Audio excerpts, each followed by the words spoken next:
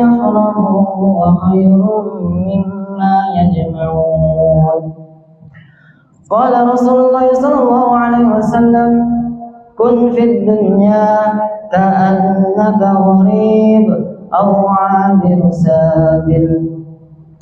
Hadirin yang dimuliakan oleh Allah Subhanahu wa taala, kepada seluruh alim ulama yang sangat kami muliakan, kepada para tokoh masyarakat, baik penanggung jawab masjid maupun penanggung jawab dakwah yang sangat kami hormati, dan kepada jamaah sekalian yang senantiasa mengharapkan keridhaan Allah Subhanahu wa taala.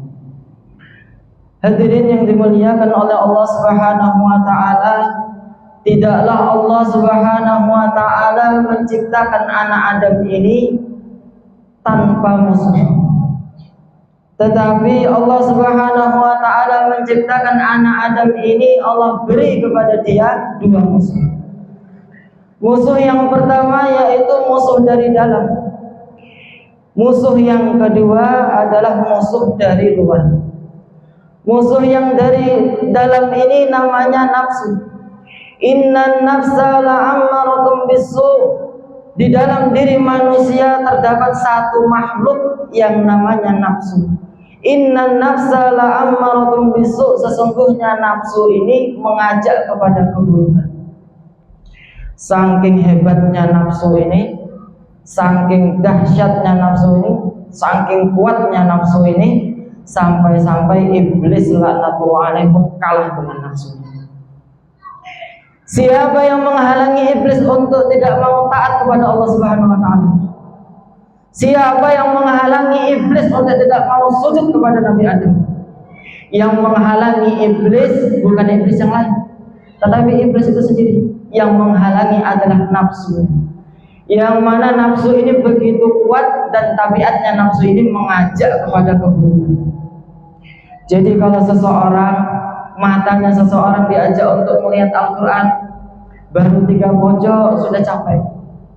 Kalau kata Ustaz Muzain, melihat Al-Quran ayatnya sudah lari kemana-mana. Tetapi kalau seseorang ini diajak untuk melihat HP, semalaman suntuk ya kuat.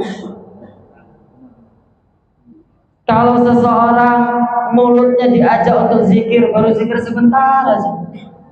Subhanallah walhamdulillah wa la ilaha illallah wallahu akbar, sudah ngantuk. Bahkan hitungan tasbihatnya nggak tahu dapat berapa. Tapi kalau seseorang ini diajak ngopi sambil gonjeng orang, ini banyak banget ini. Gonjeng orang tambah gudang garamnya. Hadirin yang dimuliakan oleh Allah Subhanahu wa taala, kalau kakinya seseorang ini diajak untuk sholat, maka cari sholat yang paling cepat. Kalau imamnya bacaannya panjang, maka sudah ngeluh.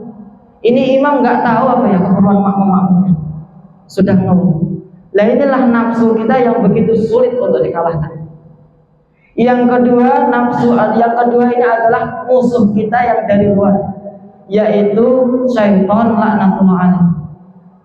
Allah Subhanahu wa taala berfirman, "Inna syaitana lakum aduwwun fattakhidhuhu aduwwan." Sesungguhnya syaitan adalah musuh bagi kalian. Fattakhidhuhu aduwwan, maka jadikanlah syaitan sebagai musuh.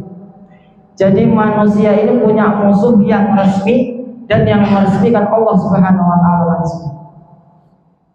Adawatan qadimatan baqiyatan ila qiyamis saah. Yang manusia ini punya musuh abadi dan musuhnya resmi yang meresmikan Allah Subhanahu wa taala langsung. Mulai zamannya kakek kita Nabi Adam, zamannya para nabi, para rasul sejak dulu, sekarang dan akan datang sampai hari kiamat, punya musuh abadi yang namanya syaitan laknatullah. Hadirin yang dimuliakan oleh Allah Subhanahu wa taala, yang syaitan telah berjanji di hadapan Allah Subhanahu wa taala dengan janji, "Fa bi izzatika la ughwiyannakum ajmain illa ibadaka minhumul mukhlasin." Syaitan telah berjanji di hadapan Allah Subhanahu wa taala berkata, fa bi izzatika la ughwiyannahum ajmain illa ibadaka minhumul mukhlasin. Ya Allah, demi kemuliaan-Mu, demi kehebatan-Mu, la ughwiyannahum ajmain, saya akan sesatkan seluruh anak Adam masuk ke dalam neraka. Hadirin yang dimuliakan oleh Allah Subhanahu wa taala, maka syaitan ini berkata ketika ini, innallaha wa'adakum wa'adal haq wa qala syaitanu lamma qudiyal amr innallaha wa'adakum wa'adal haq wa wa'adtukum fa aflaftukum wa ma kana li 'alaikum min sultanin illa an za'awtukum fastajabtum li. Nanti ketika telah terjadi hisab yang begitu berat, hisab yang begitu dahsyat, fulan bin fulan masuk ke dalam surga, fulan bin fulan masuk ke dalam neraka, maka yang masuk ke dalam surga ini begitu bahagia, gembira, senang yang gak karu-karuan. La haula wala quwata illa billah. Semoga termasuk kita semua, amin ya rabbal alamin. Maka syaitan ini berkata kepada orang-orang yang mau dimasukkan ke dalam neraka, berkata kepada seluruh pengikutnya mulai zamannya Nabi Adam sampai bayi yang terakhir lahir di dunia ini. Syaitan akan berkhutbah di hadapan orang seluruh pengikutnya. Innallaha wa'adakum wa'adal haq. Wahai anak Adam, sesungguhnya Allah Subhanahu wa taala telah berjanji kepada kalian dengan janji yang benar. Nanti kalau kamu amal maka kamu akan dapat surga. Sekarang surga sudah tampak. Kalau kamu amal maka kamu akan mendapatkan pahala. Sekarang pahala sudah tampak. Akan ada siksa kubur, sekarang siksa kubur sudah ada. Akan ada hari kiamat, sekarang sudah terjadi hari kiamat. Akan ada neraka, siksa neraka, sekarang sudah ada neraka. Wa wa'adtukum fa aflahtukum. Saya janji kepada kalian juga, kalau kamu maksiat, kamu tenang. Kalau kamu nggak sholat, kamu tenang. Kamu nggak akan terpaut dengan yang namanya kewajiban sholat 5 waktu setiap hari itu. Kalau kamu nggak puasa, kamu tenang. Kamu nggak akan merasakan yang namanya lapar dan dahaga. Kalau kamu nggak dakwah, kamu tenang. Kamu nggak bakal yang merasakan rasa caciannya orang ketika menolak kamu. Fa'aflaftukum, saya bohong kepada kalian. Allah telah berjanji kepada kalian, Allah menunaikan janjinya. Saya berjanji kepada kalian, tapi saya bohong kepada kalian. Wa ma kana li 'alaikum min sultanin illa an za'awtukum fastajabtum li. Syaitan berkata, wahai anak Adam, ketahuilah saya dulu di dunia ini nggak punya kekuatan, nggak punya kekuatan yang jadi presiden, nggak punya kekuatan jadi raja untuk memaksa kalian supaya kalian itu nggak taat kepada Allah. Saya cuma ngajak, ayo tidur, kamu tidur, jangan sholat, kamu nggak sholat. Jangan puasa, kamu nggak puasa. Jangan dakwah, kamu nggak dakwah. Fastajabtum li, kamu ikut sama saya, taat dengan saya. Fala talumuni walumu anfusakum. Jangan kalian salahkan diri saya, salahkan diri kalian masing-masing. Allah, para nabi, para rasul mengajak kalian supaya kalian taat kepada Allah, tapi kamu nggak mau dengar. Saya ngajak kalian, kamu dengar saya. Fala talumuni walumu anfusakum. Salahkan kepada diri kalian masing-masing, jangan salahkan diri saya. Hadirin yang dimuliakan oleh Allah Subhanahu wa taala, perkataan syaitan yang terakhir dalam khutbahnya yaitu apa? Ketika seseorang ini sudah kacau pikirannya, hatinya sudah hancur, itu gak karu-karuan. Syaitan mengatakan fala talumuni walumu anfusakum, yaitu salahkan kepada diri kalian masing-masing. Kemudian syaitan yang terakhir mengatakan apa? Yaitu mengatakan hari ini saya nggak bisa menolong kalian dan kalian nggak bisa menolong saya. Urusi diri kita masing-masing.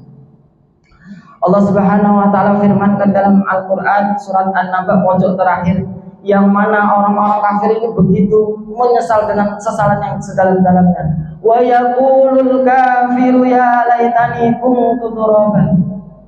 Orang-orang kafir ini mengatakan, seandainya saya dulu itu jadi tanah aja. Udah saking ngeselnya.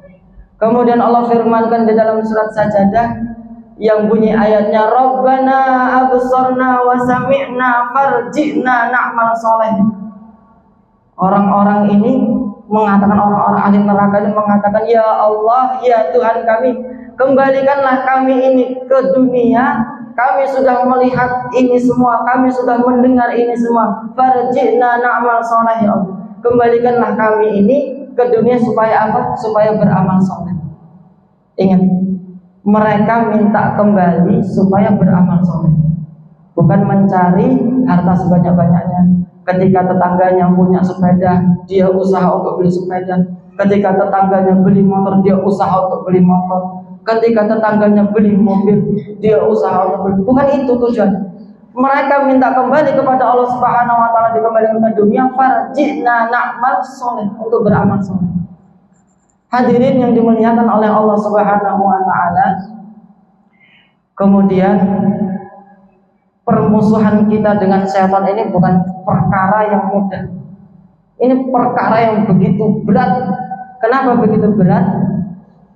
Karena Imam Ghazali rahimahullah telah menceritakan, setan ini cuma pikirannya, tujuannya, cita-cita hidupnya hanya semua dihabiskan innama yad'u hisbahu liyakunu min ashabis sa'id.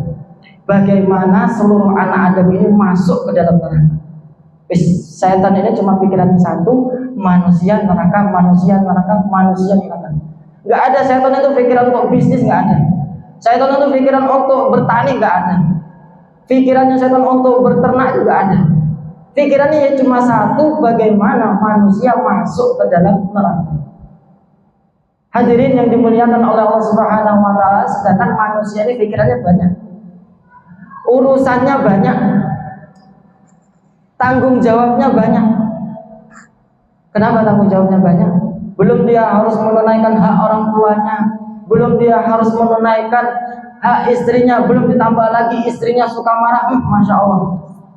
Belum lagi dia harus menafkahkan anak istrinya, yang itu kewajibannya.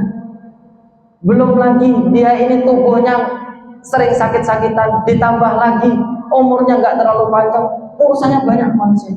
Pikirannya bercabang, setan cuma satu, innama yad'u hizbahu liyakunu min ashabis sa'id. Bagaimana manusia masuk ke dalam neraka. Hadirin yang dimuliakan oleh Allah Subhanahu wa taala, yang ketiga, ini yang paling berat. Syaitan ini tujuannya, pikirannya semua sudah dihabiskan untuk bagaimana manusia masuk ke dalam neraka, nerakanya Allah yang selama-lamanya. Kemudian syaitan ini pantang menyerah, nggak pernah putus asa. Jangankan untuk goda kita, goda para nabi pun nggak pernah putus asa. Datang kepada Nabi Ibrahim, dilempar batu dengan Nabi Ibrahim, pergi datang lagi, pergi datang lagi, pergi datang lagi, dilempar terus kayak gitu. Nggak putus asa. Hari ini nggak bisa goda kita, besok akan digoda. Besok nggak bisa goda kita, ya besoknya akan goda terus. Sampai kapan? Sampai manusia ini masuk ke dalam neraka-Nya Allah Subhanahu wa taala. Hadirin yang dimuliakan Allah Subhanahu wa taala, Imam Ghazali beliau menceritakan, ada syaitan laknatullah datang kepada Nabi Yahya. Datang kepada Nabi Yahya, maka ditanya oleh Nabi Yahya, wahai syaitan, kamu bawa apa itu? Maka syaitan itu menjawab, ini ya Nabi Allah, saya bawa besi yang ada pengkaitan. Yang dengan ini saya menggoda manusia, supaya manusia terjumus dalam kemaksiatan sehingga masuk neraka-Nya Allah Subhanahu. Wahai syaitan, selama kamu, wahai setan, di dunia ini siapa yang paling kamu benci? Maka setan menjawab, wahai Nabi Allah, ya jelas engkau. Di dunia ini yang paling saya benci engkau dan pengikut engkau.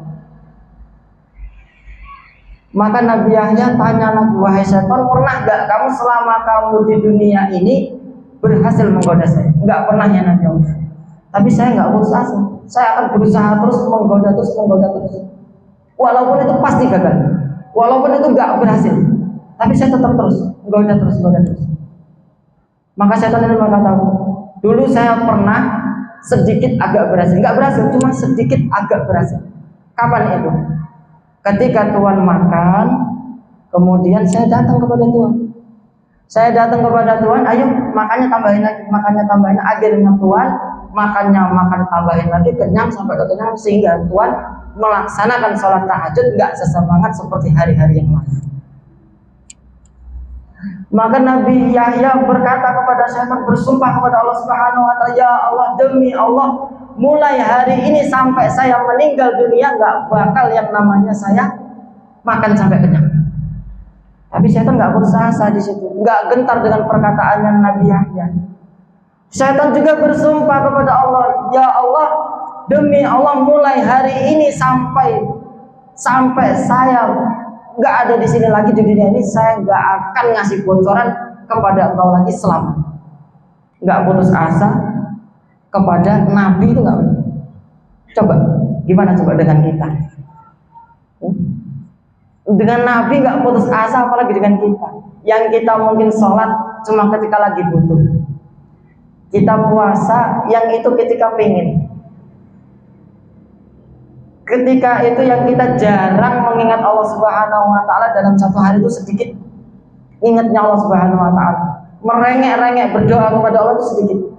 Cuma yang banyak itu ketika kita itu dikasih sakit oleh Allah Subhanahu wa taala, ya Allah, sembuhkanlah ya Allah penyakit saya ini. Itu manusia yang banyaknya merengek itu ketika sakit. Hadirin yang dimuliakan Allah Subhanahu wa taala, yang keempat ini adalah innahu yarakum huwa wa qabiluhu min haitsu la tarawnahu. Kita disuruh perang oleh Allah Subhanahu wa taala kepada makhluk yang makhluk itu bisa melihat kita nggak bisa melihat. Akhirnya bagaimana? Akhirnya ya kayak nggak perang kita ini. Bisa-bisa ya sakinah, mawaddah, warahmah, tidur di pojokan. Kayak nggak perang. Kenapa nggak perang? Karena kita itu nggak melihat musuh kita. Kalau kita melihat musuh kita bisa hati-hati, bisa waspada, bisa menyerang ketika musuh itu lemah. Nah ini perang dengan musuh yang nggak kelihatan, sedangkan dia bisa melihat kita. Hadirin yang dimuliakan oleh Allah Subhanahu wa taala, dan cita-citanya syaitan, umurnya syaitan, serta pengalamannya syaitan itu banyak. Dibandingkan dengan kita yang sholat tarawih mungkin 1 juz, ditambah lagi dicampuri dengan malesnya kita, dicampuri dengan ngantuknya kita. Itu pengalaman kita cuma satu itu pun. Sholat tarawih 1 juz dicampuri dengan ngantuk. Melawan setan, yang setan ini pengalamannya begitu banyak. Mulai dia tuh pengalamannya udah menggoda para nabi, para rasul, bahkan Nabi Adam pun tergoda. Segala macam semua, kemudian menggoda para wali, menggoda para sahabat, yang nggak pernah putus asa, menggoda kepada kita yang pengalamannya sedikit. Kayak kita ini nggak menang, nggak bakal menang. Pertarungan kita dengan setan kayaknya nggak menang kalau kita pikir dalam akal kita. Tapi Allah Subhanahu wa taala telah memberi jalan keluarnya untuk kita semua sebagai hamba-hamba yang mau benar-benar taat kepada Allah Subhanahu wa taala. Yaitu Allah Subhanahu wa taala telah berfirman kepada kita semua, memberi jalan keluarnya, yaitu fasta'iz billah, berlindung kepada Allah Subhanahu wa taala. Senantiasalah kalau kita ketika datang rayuan setan, datang rayuan godaan setan yang untuk mengajak kita untuk kemungkaran, maka berlindunglah kepada Allah Subhanahu wa taala, yaitu dengan sering-sering membaca a'udzubillahi minasyaitonirrajim, mau makan a'udzubillahi minasyaitonirrajim, mau tidur a'udzubillahi minasyaitonirrajim, mau keluar rumah untuk melangkahkan ke masjid, baca a'udzubillahi minasyaitonirrajim. Supaya apa? Supaya kita terlindung dari syaitan yang terkutuk. Hadirin yang dimuliakan Allah Subhanahu wa taala. Dan yang kedua ini, yaitu syaitan sudah membocorkan dirinya ketika apabila dia itu berlawanan dengan orang yang ikhlas, telah berjanji di hadapan Allah serta memberi bocoran. Fabi'izzatika la'uwiyannahum ajma'in illa ibadaka minhumul mukhlisin. Ya Allah, demi kemuliaanmu, demi kehebatanmu, la'uwiyannahum ajma'in, saya akan sesatkan seluruh anak Adam, illa ibadaka minhumul mukhlisin, kecuali hamba-hambamu yang kau ciptakan ikhlas. Dan setan ini kalau lawannya dengan orang yang ikhlas, angkat tangan. Walaupun dia nggak pernah putus asa, tapi terus menggoda, tapi dia tahu dia pasti gagal. Kalau saya menggoda orang yang ikhlas, maka saya akan pasti gagal. Orang yang ikhlas itu seperti apa? Seperti Imam Ahmad Ibn Hanbal, yang ketika datang bisikan syaitan, jangan bangun, maka Imam Ahmad bangun. Jangan sholat, maka sholat Imam Ahmad sholat. 2 rakaat aja malah 4 rakaat, 4 rakaat aja malah 6 rakaat. Jangan baca Quran, malah baca Quran. 1 juz aja, 2 juz dibaca. Jangan puasa, malah puasa. Jangan dakwah, malah dakwah. Setiap syaitan menggoda dengan godaan ini, malah melakukan Imam Ahmad melakukan yang sebaliknya. Maka ketika Imam Ahmad Ibn Hanbal sedang sakaratul maut, maka iblis ini datang kepada Imam Ahmad. Iblis sowan kepada Imam Ahmad. Wahai Imam Ahmad, kamu kenal nggak dengan saya? Maka Imam Ahmad menjawab, nggak kenal. Siapa kamu? Maka syaitan menjawab, saya adalah iblis laknatullah alaih. Ngapain kamu kesini? Saya cuma mau apa? Cuma mau bercerita sedikit saja. Saya itu cuma pengen cerita kepada Tuhan, mulai Tuhan ini balik sampai sekarang saya nggak pernah namanya bisa menggoda Tuhan. Mulai balik sampai sekarang ini nggak bisa menggoda Tuhan. Hebat, layak Tuhan ini diacungi jempol 4. La haula wala quwata illa billah. Tim taskil lama benar Tuhan ini. Pak Iwan kalah. Tim taskil lama benar. Ahli korban. Ini Imam Ahmad. Maka Imam Ahmad ini mengatakan kepada iblis, wahai iblis, kamu datang ke sini cuma memuji saya kan? Biar saya ini sombong, supaya saya sombong, akhirnya saya mati dalam keadaan sombong. Enggak. Sampai sebelum saya menginjakkan kaki saya ke surga, saya belum bisa merasa aman dengan yang namanya makhluk seperti kamu. Itu Imam Ahmad.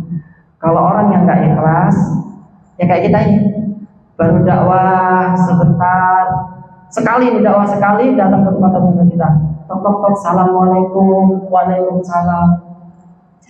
Ayo Pak ke masjid, enggak, pergi sana, langsung. Kita pergi, enggak ikhlas ini, contoh enggak ikhlas. Duduk di saf awal, angkat tangan setinggi-tingginya, doa, ya Allah hancurkanlah kampung ini sebagaimana kaum A, kaum sampai doanya kita. Kalau kita enggak ikhlas, seakan-akan kita ini dakwah mengalahi Nabi Nuh, yang mana Nabi Nuh ini telah berdakwah 950 tahun, yaitu terakhir doanya beliau hanya, ya Allah, hancurkanlah seluruh orang kafir, jangan kau sisakan di dunia ini. Kita baru dakwah sekali, sudah layaknya malah ngalahin Nabi. Doanya udah hancurkan kaum Ad, sebagaimana kau hancurkan kaum Ad, kaum Samud. Itu kita, kalau kita gak ikhlas. Hadirin yang dimuliakan oleh Allah Subhanahu wa Ta'ala. Kemudian kalau kita ini pengen ikhlas, maka tanamkanlah dalam diri kita senantiasalah selalu muhasabah diri. Senantiasalah tanamkan muhasabah diri. Sebelum tidur ini kita introspeksi. Ini fulan bin fulan telah melakukan kesalahan saya. Hari ini saya maafkan. Itu. Hari ini fulan bin fulan telah menzalimi saya. Hari ini saya maafkan. Itu tanda kita itu pengen benar-benar menjadi hamba yang ikhlas. Hadirin yang dimuliakan oleh Allah Subhanahu wa Ta'ala, maka orang zaman dulu itu latihan ikhlas dengan cara apa? Dengan cara amalan yang enggak diketahui oleh orang-orang. Maka di Madinah Al-Munawwarah itu ada seseorang yang dia ini bersedekah, yang dia ini melakukan amal, yang amal itu tidak diketahui orang sama sekali. Ketika ada rumah ini yang lauknya enggak ada, tiba-tiba ada lauk. Ketika kurmanya habis, tiba-tiba di depan rumah udah ada kurma.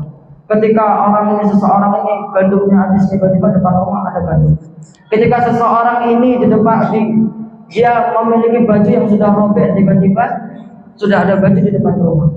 20 tahun nggak diketahui amalannya kepada orang-orang. Dicek itu nggak ketahuan.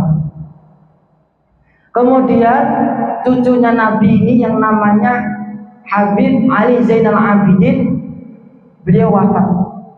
Dan wafatnya beliau itu baru diketahui bahwasanya yang sedekah setiap hari itu selama 20 tahun adalah cucunya Nabi.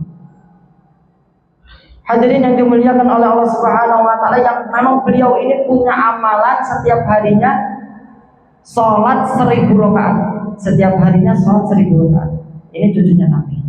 Punya amalan 20 enggak diketahui, 20 tahun enggak diketahui oleh orang-orang penduduk Madinah. Sampai beliau meninggal baru tahu yang sering sedekah itu adalah beliau. Maka kalau kita ini ikhlas, benar-benar ikhlas, kita datang kepada tetangga kita, assalamualaikum, ayo Pak, enggak, pergi sana, pergi, besok datang lagi, kita ajak lagi, diusir lagi, besoknya datang lagi, sampai dia ini mengatakan, saya nggak akan ngikut kamu selama-lamanya. Ya udah nggak apa-apa Pak, tapi saya datang terus dari sini. Datang terus mengajak Tuhan sampai Tuhan ini mau masuk, mau melaksanakan sholat. Loh, saya kan nggak mau, ya nggak apa-apa. Kalau Tuhan nggak mau, saya dapat pahala. Nggak menjadikan saya itu hinanya saya, nggak menjadikan saya itu istilahnya dipandang orang-orang dulu itu enggak. Karena saya dapat pahalanya berdakwah. Ya kamu ikut saya, alhamdulillah. Nggak ikut ya sudah, saya dapat pahala. Nah itu kalau orang ikhlas. Kalau orang yang nggak ikhlas ya masya Allah. Ini loh taskilan ini saya ngajak. Masjid ini kalau nggak saya yang mau gerak nggak bisa. Kalau seumpamanya kampung ini nggak saya ajakin ke masjid, nggak ada orang yang sholat sama sekali. Itu kalau orang yang nggak ikhlas. Maka hadirin yang dimuliakan Allah Subhanahu wa taala, tanamkan rasa ikhlas dalam diri kita, dan kita harus tahu langkah-langkahnya syaitan itu untuk apa. Maka para ulama mengatakan syaitan ini cuma punya 2 langkah. Langkah yang pertama, bagaimana manusia ini jangan amal. Langkah yang pertama. Langkah yang kedua, bagaimana kalau seumpama manusia ini berhasil untuk amal, jangan sampai ada pahala amal. Itu langkah yang kedua. Langkah yang pertama, jangan amal, jangan sholat, jangan taklim, jangan dakwah. Berapa banyak orang yang nggak mau sholat di dunia ini? Berapa banyak orang yang nggak mau puasa di dunia ini? Berapa banyak orang yang nggak mau dakwah di dunia ini? Bahkan berapa banyak orang yang nggak mau Islam? Masya Allah, sangat banyak. Kalau andai pun manusia ini berhasil untuk amal, punya langkah yang kedua. Bagaimana manusia amal? Boleh dia amal, boleh dia taklim, boleh dia puasa, boleh dia zakat, boleh dia dakwah, boleh dia melakukan kebaikan sebanyak-banyaknya, tapi jangan sampai ada pahalanya. Maka saya tanya tahu kelemahannya manusia itu letaknya di mana, tahu. Letaknya di mana? Yaitu di lidahnya manusia itu sendiri. Letaknya kita, kelemahan kita yang ada di lidah kita. Maka Sayyidina Sufyan As-Tsauri beliau mengatakan, bertanya kepada Rasulullah SAW, ya Rasulullah, perkara apa yang paling kau khawatirkan dalam diriku ini? Maka Rasulullah SAW menjawab, fa'akhadha bilisani, sambil megang lidah beliau, hadza, ini loh perkara yang saya khawatirkan dalam diri kamu ini, lidah ini. Dengan lidah ini menjadikan orang itu mendapatkan surga yang tinggi.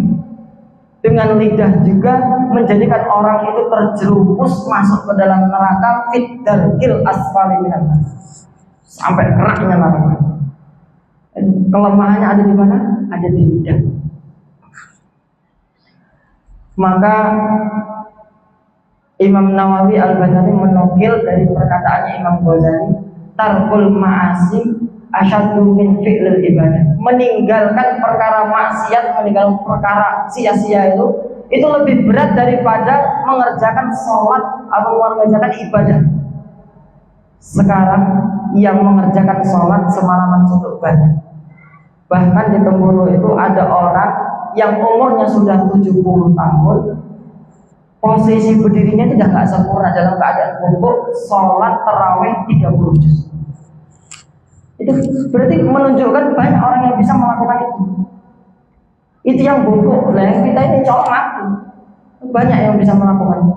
Tapi kalau seseorang itu meninggalkan dari perkataan-perkataan yang kotor, meninggalkan perkataan-perkataan yang sia-sia itu sangat sulit. Satu hari aja kita meninggalkan perkara dari mengunjung orang, meninggalkan dari perkataan yang sia-sia itu sangat sulit. Andai pun ada, masya Allah. Maka syaitan itu tahu kelemahannya ada di lidahnya. Maka kalau kita ini amal sekarang bukan cuma menjaga lisan kita, menjaga ya jari-jari kita ini supaya nggak ngetik berkomentar yang aneh-aneh. Maksudnya apa? Ketika ada perpecahan tentang dakwah, kita harus berkomentar ini yang seharusnya bukan urusan kita ikut campur. Ketika ada perpecahan masalah NU segala macam semua diinikan semua, dibahas. Yang kita belum tahu urutannya, belum tahu istilahnya, sebabnya apa, ikut campur. Dan jaga lisan kita serta jaga tangan-tangan kita supaya jari-jari kita nggak memetik yang bukan ini. Kalau kita istilahnya mungkin kita amal banyak-banyak, sholat semalaman suntuk, kemudian zikir sampai campur ngantuk-ngantuk tetap zikir terus, kemudian sedekah dengan sebanyak-banyaknya sampai hartanya habis dihabiskan untuk sedekah, untuk berjuang di jalan Allah. Tapi kita ada perkataan ataupun gara-gara kita berkomentar, akhirnya komentar kita disebar di grup A, grup B, akhirnya tersebar satu Indonesia tahu semua. Kita layaknya tidur di rumah tenang, tiba-tiba kiriman dosa datang kepada kita. Akhirnya pahala kita habis, dosa yang numpuk kepada kita. Maka daripada itu, jagalah hati kita, jagalah lisan kita, jagalah jari-jari kita, supaya apa? Supaya senantiasa dijaga oleh Allah Subhanahu wa taala, jika enggak bisa untuk ngomong perkataan yang enggak ada gunanya. Sehingga kita ini terjaga dari lisan, dari menggunjing tetangga kita, terjaga dari kita ini menjelek-jelekkan orang yang ada di dekat kita. Maka daripada itu pentingnya kita menjaga lisan, pentingnya menjaga amalan-amalan kita yang senantiasa tanamkan dalam diri kita untuk rasa ikhlas setiap beramal. Insyaallah hadirin, yang mungkin ini saja yang bisa saya sampaikan. Apabila ada salah katanya, saya minta maaf kepada Allah Subhanahu wa taala, saya mohon ampun. Mungkin ada penyampaian. Kalau nggak ada penyampaian, sebelum enggak tahu.